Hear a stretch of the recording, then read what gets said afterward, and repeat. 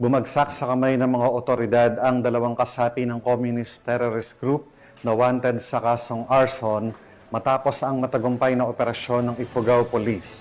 Ang balita mula kay Patrolwoman Grace Kibiaen.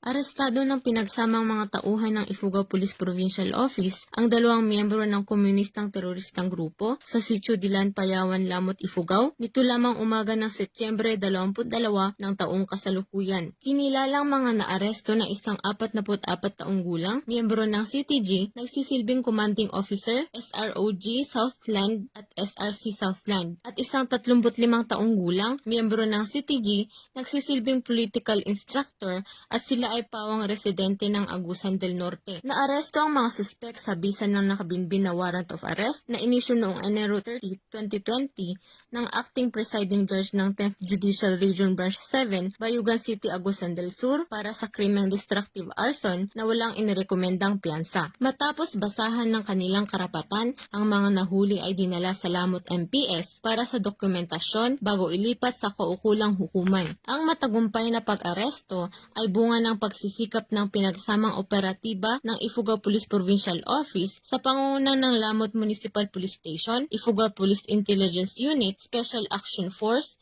Philippine Army at iba pang mga ahensya ng gobyerno. Pinuri naman ni Police Colonel Jeremes G. Uyawon, Provincial Director ng Ifugao PPO, ang matagumpay na pag-aresto sa dalawang suspek at nangakong hindi titigil ang pulisya ng Ifugao upang mahuli ang iba pang mga lumabag sa batas.